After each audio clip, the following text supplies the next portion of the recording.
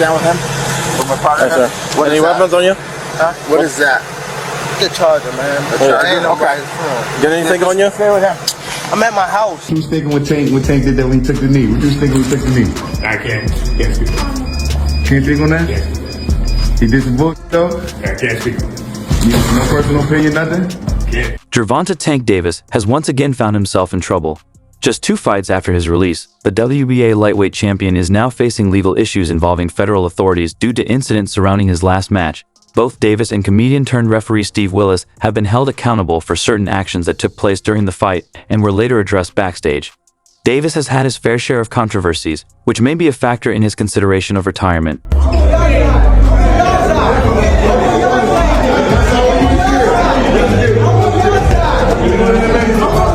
As a father of 2, boxing champion Gervonta "Tank" Davis has spoken about fatherhood and his efforts to control his natural fighting instincts. However, his fight against Lamont revealed unexpected truths. One of the biggest takeaways was that Davis is not as unbeatable as many once believed. The dominant image of him as an invincible force in the boxing world took a serious hit. In fact, many boxing analysts have drawn comparisons between Davis' experience and that of Mike Tyson when the former undisputed heavyweight champion began to suffer defeats. The common sentiment is that when intimidation no longer works, the once feared fighter can find themselves on the other side of fear. Being the intimidator. And the guy that you are trying to intimidate does not get intimidated. You become the intimidated. He becomes the intimidator. This was Gervonta "Tank" Davis' reality during his fight against Lamont Roach. None of his usual strategies proved effective against the Washington-based fighter. His approach of starting slow and gradually taking control of the match failed, as Roach remained unfazed by his attacks. With no other options left, Davis attempted to turn the tide with his signature knockout punches, yet Roach stood firm. In fact, it was a powerful shot from Roach in the 9th round that nearly had Davis stumbling.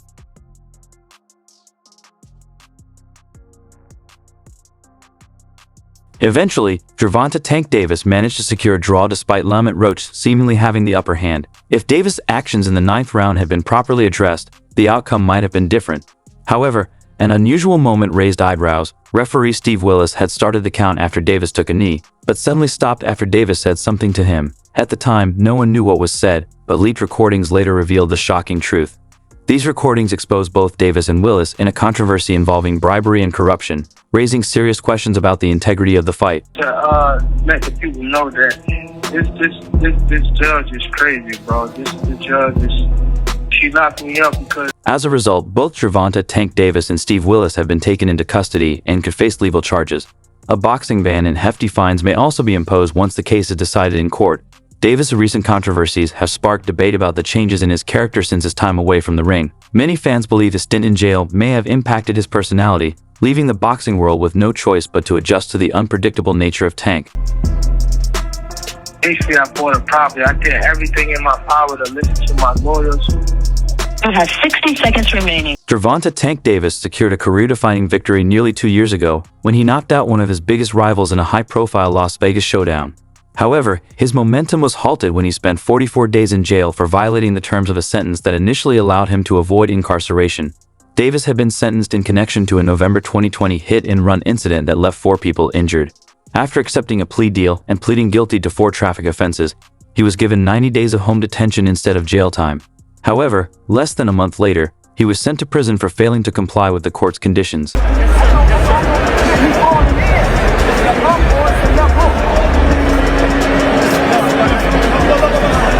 Gervonta "Tank" Davis violated his home detention terms, leading to a court order to serve the rest of his 90-day sentence in jail. Instead of staying at his trainer's home as required, he attempted to serve his sentence at a luxury hotel and penthouse. A judge ruled on June 1st that he had broken the agreement, sending him to a detention center for 44 days.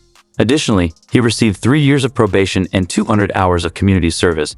Davis later expressed frustration on social media over the restrictions affecting his training. Stop it! Knock it off, cuz! Stop it! Tell him to send that bag and I'm coming. Just 11 days before his fight with Hector Garcia, WBA champion Gervonta Davis was arrested after allegations surfaced. Vanessa Poso later dropped the claims, stating he never harmed her or her daughter. Before Poso, Davis was in relationships with Gervonta Davis, the mother of his first child, and Andretta Smothers. A viral clip of an altercation with Smothers led to their split. She later requested child support, and the court granted Davis visitation rights. That's why I don't want to box no more. I want to do therapy, right? But I feel as though if I do therapy, it will lose the fire that I have inside me. I want everything. Even before the viral footage surfaced, Gervonta Davis and Andretta Smothers had a rocky relationship. Their daughter, Gervonta Davis, was born in April 2018, but their family life was far from stable. In December 2018, Smothers took Davis to family court, requesting an increase in child support from $2,200 to $10,000 per month, citing his income. Their conflicts became public when an incident occurred during a charity basketball game, further highlighting the tensions in their relationship. Every time. With trash. What changed? What made this? Trash, garbage. If you got the opportunity to sign a prospect for GTD, who will be? During a charity basketball game in Miami, just one night before the Super Bowl, a viral video captured Gervonta Davis forcefully grabbing Andretta Smothers by the neck and pulling her from her seat. The footage also showed him pushing her toward the exit while shocked onlookers watched. Security eventually escorted both of them out of the venue. Following the incident, Davis denied harming Smothers, posting on Instagram, "I never once hit her. Yeah, I was aggressive and told her, come on. That's the mother of my child. I would never hurt her." Shortly after, he deleted all posts from his account. However, on February 5, 2020, at approximately 7:15 a.m. PT, Davis was arrested and charged with simple battery domestic violence in connection to the incident. I get angry, you know what I mean? Because I have two girls, two daughters. I'm wanting to be much softer, you know what I mean? Be more humble and things like that. On February 1, 2020, authorities launched an investigation after social media footage and a victim's report confirmed Gervonta Davis assaulted his former girlfriend. Davis later turned himself in to Coral Gables police. Evidence suggested the incident continued off-camera, with reports stating Davis took Smothers to a back room and struck her multiple times, causing facial bruises. She cooperated with police and allowed them to document her injuries. Davis had prior legal issues, including a 2018 disorderly conduct arrest in Washington, D.C., and 2017 assault charges in Baltimore, which were later dropped. Discussed at this moment, and now it's something you keep on repeating. Is it just because obviously what you've done through boxing since you were a kid and everything? Fed up with it. Where's Calvin Ford? Is Calvin Ford and Leonard Edelby usually they're around? Gervonta Davis remained in custody overnight in Florida, where he was training. He was scheduled to appear before a judge the next morning, where charges and bond recommendations would be formally presented. This fight was at risk of being canceled when he was arrested for domestic violence in late December. However, days later, the woman who called the police released a statement on social media, saying, "Davis did not harm me or our daughter," and admitted she made the call in a moment of panic. I'm asking you. Gotta ask you. Who was in the car? This is my car. She took my car. Who is she to you? We'll just be right here. My child mother. Oh, okay. All right. Does she have any weapons? Gervonta Davis stated he was not concerned about the fight being canceled, saying his main focus was clearing his name. The 28-year-old boxer pleaded not guilty to allegations that he struck the mother of his 1-year-old daughter with a closed hand slap, which police reported left a small abrasion on her upper lip. January 20, prosecutors charged Davis with battery, noting that the incident occurred in the presence of a child under 16. However, on January 24, the woman filed an affidavit requesting the charges be dismissed, stating, "I do not wish to testify in this case." In the letter, she also identified Davis as her boyfriend. All right. Just put down your phone for now, sir. What's your name? Gervonta. What? Gervonta. She trying to take my car. I don't want her to take She's my trying car. to leave? Yeah, she trying to. But I got a driver to be able to take her wherever she want to go. That works. All right. Who else is in the house? The mission that I always talk about. See, we are here for a reason. We have to finish the mission.